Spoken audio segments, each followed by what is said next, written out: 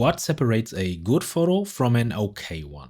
In my opinion, it's simple. It's when the viewer looks at your image and instantly understands what you're trying to show them without you having to explain. But how do you actually achieve that? Because if you're anything like me, you probably know this feeling. You find a nice subject, you build up your composition around it, and the moment it's perfect, and you take the photo, but it ends up looking somewhat messy, like a snapshot someone took without thinking twice. I've honestly run into this problem countless times, but after taking thousands of images over the last 5 years, I started noticing a pattern. Because there's something that the good photos always have in common and the okay ones always miss, and that is balance and visual weight. So in this video, I'm gonna break down what those terms actually mean and why they're more important than any composition rule or visual pattern you can think of, and share 3 techniques you can use so your photos finally match your vision instead of looking messy. So, what is visual weight? Think of your photo not as a flat image, but more as a scale, because every single thing you have in your photo has a weight that draws attention to it.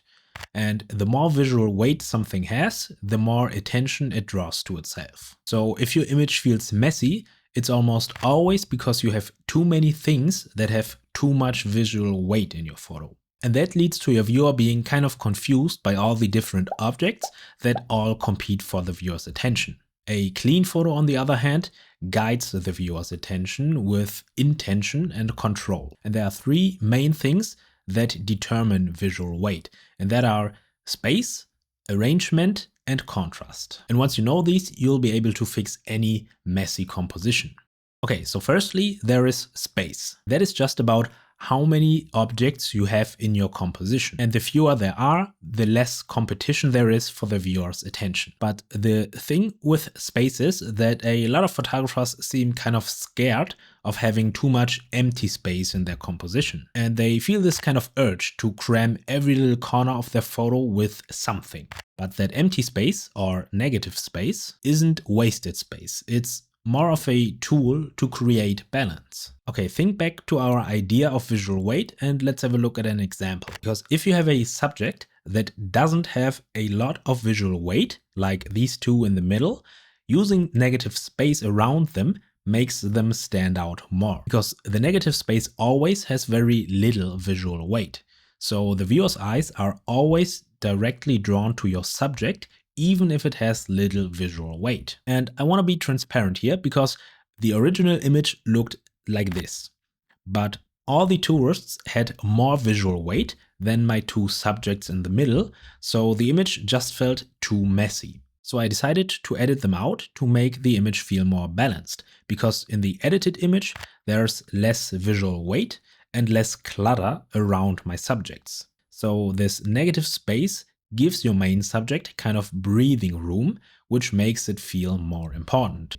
But you don't always have to edit out a lot of things to create this negative space. You could also use an empty gray sky, for example, as negative space.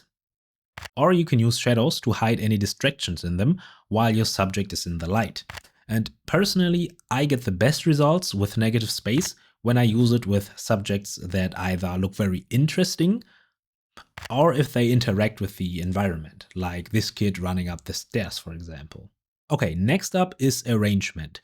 This is more about how you organize the objects in your image to create balance. Because depending on where you place objects in your composition, it can either feel balanced or unbalanced. And symmetry is probably the most commonly known visual pattern you can use to create balance.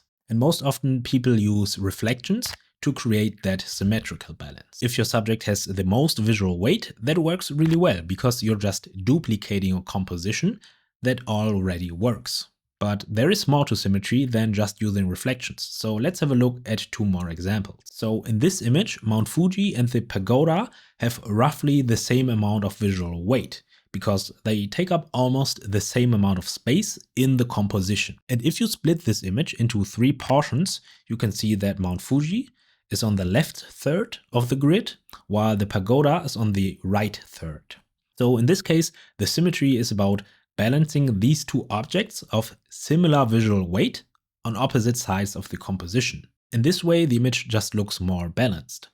But if you throw off that balance, you get an image like this. Mount Fuji and the pagoda still have the same visual weight, but because Mount Fuji is now in the center of the composition, the pagoda can act as a symmetrical counterweight in terms of visual balance. And so this image feels much more unbalanced than the previous one. So the takeaway here is try using the rule of thirds if you have two objects in your composition that have a high visual weight, and then place them on opposite sides of each other so they can balance each other out. And speaking of balance, the viewer to subscriber ratio of this channel seems a little unbalanced to me. So if you enjoyed this video so far, consider subscribing and liking the video. It really helps me out to make more videos like these. Anyway, let's move on to the last visual pattern you can use to create balance, and that is contrast. Contrast is probably the #1 reason why your photos look messy. And the same goes for me. When I mess up an image, a lack of contrast is almost always one of the reasons. And this can be about tonal contrast, so the contrast between light and dark, but it can also be about color contrast. So think about contrast like this. High contrast areas in your photo are like magnets to your eyes. So if your subject has a lot of contrast with its background, you almost guarantee that your subject has the most visual weight in your composition. And that's also one of the reasons why silhouette shots work so well. This high contrast is just so easy to see that your viewer instantly knows where to look in your composition. And you're basically telling the viewer, hey, look at this. This is what matters. But it's not just about silhouettes. In this example, the contrast between the falling blossoms and the background gives my subject, the blossoms, more visual weight. And that's what allowed me to capture this fleeting moment. But if we remove that contrast, the falling blossoms lose visual weight and the composition becomes messy because there is no anchor that draws the viewer's eye towards it. And that's because the background suddenly is just as bright as my subject, the falling blossoms. And so this way the subject gains more visual weight when it doesn't need that much weight.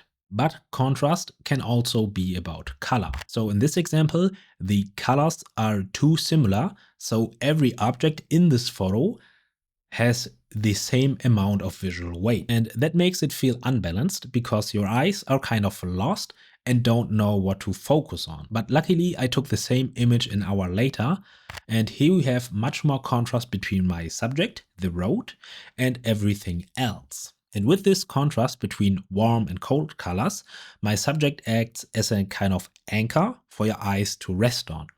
And that creates a counterbalance to the monochrome skyline that doesn't really have a clear focal point. So when you're building your composition, identify the area where you can create the highest contrast, and then make sure that your subject is in that spot. And of course, you can always amplify this in post-processing, but in my opinion, it's always best to get it right in camera if you have the chance. So the key to fixing messy compositions is learning to see and controlling visual weight. And by consciously learning these visual patterns, you'll learn how to control that visual weight. So use negative space to give your subject breathing room and remove distractions, and create a kind of stability by using symmetry, either with reflections or using things like the rule of thirds. And lastly, guide the viewer's eye by making a subject where the highest contrast is. And if you want to learn more about visual patterns and how they allow you to take great photos, check out the video on screen next.